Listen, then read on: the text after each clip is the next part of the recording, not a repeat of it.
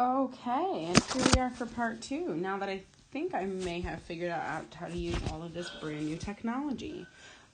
Just so you know, I will be uploading these videos to YouTube and posting the links in Blackboard in the modules that they're referencing. Okay? I hate that I'm posting them to YouTube, but it's what I'm doing. All right, so let's talk a little bit about Black Tuesday. So October 29th, 1929 is often referred to as like the worst day in economic history in America. So basically what happened is we started to see oh my gosh. Oh, guys, gotta be honest, I'm not gonna go back and edit these. So I'm sorry. You're gonna get what you're gonna get. So, where was I? Black Tuesday is often regarded as one of the worst days in economic history. Basically what happened is there was a devaluation of stocks all of a sudden, happened very, very, very rapidly. And when that happened, people started selling their stocks, okay? So they're trying to just dump as much money. And when they're dumping the money, no one's picking it back up. Stocks become eventually useless or worthless, okay? There is no exchange. It's just people just selling and selling and selling, and no one's buying. So there's no exchange of goods. This eventually strained our banks. Now, when you go to your bank right now, you probably see something at every single teller that says this, FDIC, okay? And basically what this means is that your money is insured. Well, this does not exist in 1929. So what's happening is as the stock market is collapsing, people are rushing into the banks in order to pull out as much money as they can from their account. This is called a bank run, okay? Banks hadn't insured their money. They don't have the money to give them, and it becomes a really, really, really big issue. All right, what you're seeing here, and so that's basically this. Okay, consumers spent less, companies laid off workers, unemployed has less money to spend. So that's the cyclical thing that I was talking about in the last video. So when your company is devalued, so company has no money, okay, that leads to a layoff, meaning people get fired. When people get fired, they stop buying, okay, or stop paying. Meaning they've put things on credit and now they stop paying for them. When that happens, they are going to, two things are going to happen. One, they're going to lose, that's not how you spell lose their property. They're going to get foreclosed on. We also see a devaluing of companies, okay, which eventually goes back into this, okay. We've already talked about farmers losing their money on products. We're going to revisit that in a hot second. So the stock market, when it collapsed, so when this happened, okay, we see unemployment going up. That means that's here. People are losing their jobs. We see a drop in economic activity. That's here, okay. We see bank runs. That's what I just talked about. So basically, again, people are trying to go into the bank. They're trying to get as much money as they can out of the bank, and they're not able to do so. All right. When they lose their jobs, guys, we can't afford to pay for things, so we start starving, okay?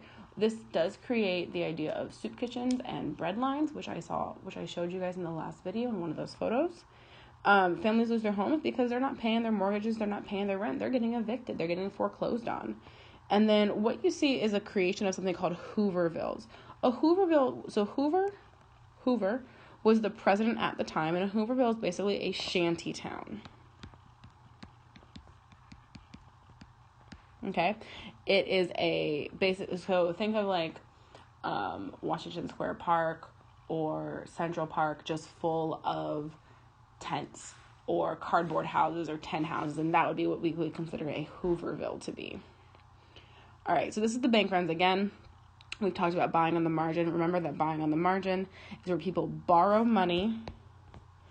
So they're borrowing. There we go. To pay for stock. They don't actually have the money to buy the stock. This means that when the market collapses, they owe more on the stock than what it's actually worth. okay? Because they still have to pay their loan. This bank run here is when people are rushing to the banks to take out their savings. So banks often invest the money that you have, okay? The number, when you log on to Wells Fargo or Bank of America, that number is basically saying, we insure your money up to this amount because that's how much you put in. But very often what's happening is, so let's say we have Mary, Will, and John. So Mary has X amount of dollars. The bank is going to take that and they're going to help fund Will's building project. And then Will's going to reinvest and, they're going to do the same thing. Okay, like this. And that's all fine and good as long as you're not as long as all three of these people are not trying to pull out their money from the bank at the same time, because the bank only has X amount of money on hand. They can't afford to pay 500 when they only have 500. A bank run is where all three of these people are going to one bank and saying, hey, I want my money, give me my money. And obviously the bank cannot do that. So what ends up happening is a little over a year after Black Tuesday and Black Thursday, after the stock market crash, we see banks going out of business. Okay, they do not have money in their safes anymore. They don't have money at all. People are actually, and this is the biggest part of the Great Depression, people lose their savings. They don't have any more money. So all the money that I have in my bank account, if it just poof disappeared, I'd be a goner. And this actually exacerbated the depression because now not only are people without a job, okay, so now I have no job, but I also don't have my savings, which I've worked so hard for. So sometimes when people lose their job, they actually have backup savings. They have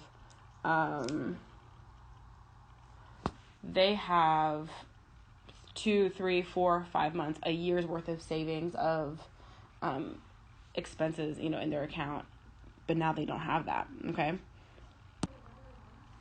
All right. And again, like I said, the unemployment rate here was massively increasing. So during the Roaring 20s, unemployment was actually pretty steady. It was under 5%, which is really very good. In a year, we had raised to about 9%, which is obviously less good. And that's approximately what unemployment was during the 2008 recession. At the highest, our unemployment rate was 25%, and that was in 1933. So it was about 3.5 to 4 years after the Great Depression actually began. And this is what I was saying in the last slide here. People can't pay their rent, they get kicked out of their homes, and then they end up creating Hoovervilles.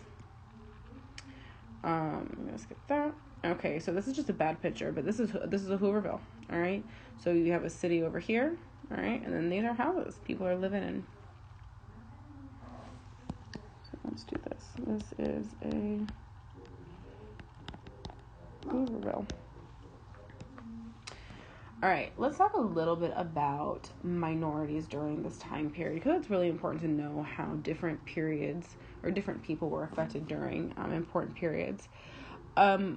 Just like today, honestly, we use Mexicans and Mexican immigrants for cheap labor, okay, in the early 1900s. They were accused of stealing jobs. They were accused of lowering wages. Okay.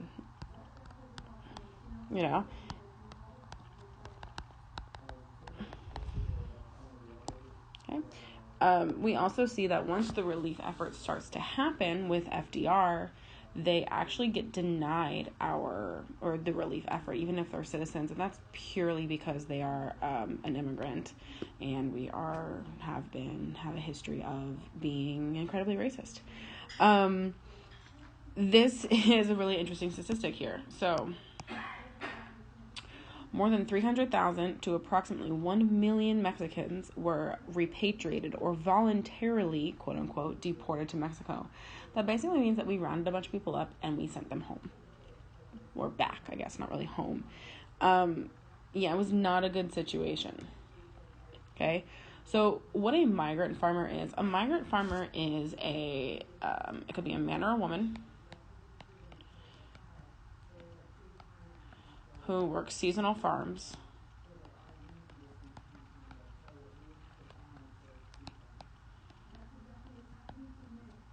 and is often, what's the word I'm looking for? Is often nomadic.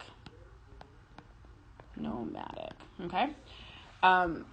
So in the Great Plains, so we have our lovely flyover states here: Colorado, Oklahoma, New Mexico, and Kansas. What's end up happening in this time period is they go through a drought, and a drought just means that there's no rain. Okay. And the problem with this is, I don't know if you remember in the beginning of the last video I talked about how farmers were not rotating their crops. Okay. So when you rotate your crop, so if this is my crop field, all right, what I need to do is I need to have one crop here, a different crop here, and I need to leave this area of my land bare. Okay, because what I'm allowing to happen in this area here is I'm allowing the soil to heal. I'm allowing nutrients to stay remaining. I don't want to strip all of the soil. Okay, in the next season, what happens is all of this goes away, and in the new season we rotate our crops, same crops, different part of the field, and we rest this part of the field. That's smart agriculture. Farmers in this time period were not doing this. Okay, what they were doing was incredibly irresponsible, and they would have a field and everything would be one crop. Okay, this means that there's no resting of the nutrient, there's no resting of the soil, and it's going to get depleted very, very, very quickly. This becomes incredibly problematic as soon as there's a drought, because now the soil is already without nutrients, and now it's without water, and essentially what happens is all that soil literally turns to dust. Okay, and that's when we get something called the Dust Bowl. All right, so you have nutrient deficient soil, you have a lack of rain to nourish the soil, and then you have windstorms that hit this area.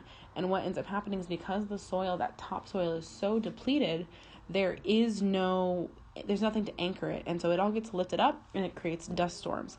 Those dust storms then destroy land, destroy houses, destroy any remaining crops. Okay, what ends up happening then is migrant farmers from this area, they actually move, and they move to California in order to compete with Mexican migrant workers for any kind of agricultural jobs. These people are called Okies.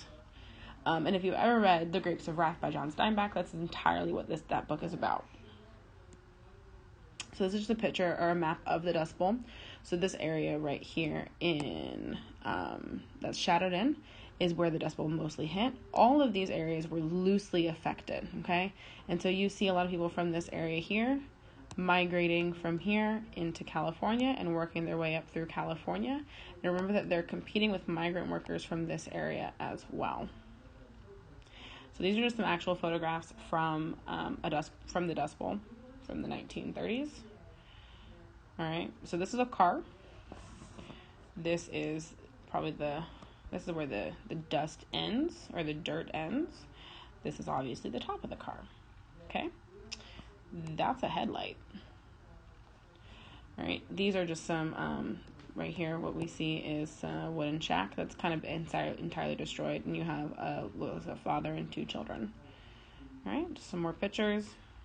They are covering their faces with these masks. These are actually gas masks from World War I. And the reason why they're doing that is because when you inhale that dust, it actually is incredibly harmful to your lungs. People did die because of these dust storms. All right. So just to review some of the causes. The causes of the Great Depression, it's not as simple as the stock market crash, and so we had a Great Depression. There are a lot of underlying causes, and I would actually argue that the stock market crash was a symptom or a catalyst of the Great Depression, but it was not the cause of the Great Depression. So a main cause is economic weakness, okay? There's an unequal distribution of wealth. The rich are getting very rich, the poor are getting very poor. They're living paycheck to paycheck. You also have consumption of credit or on credit, which means that people are just buying and buying and buying, but they're not paying any attention to what they're buying or how much they're actually spending. You have farm overproduction and you have factory overproduction. That means the markets are flooded, but they don't have people buying things. Okay. You also have risky economic behavior. All right. People are buying on the margin. They are borrowing to invest. And then thirdly, you have the stock market crash. Okay. You had the stock market crash, and this had such a massive economic, oh God, I can't think of the word. What is the word? Whatever. Okay.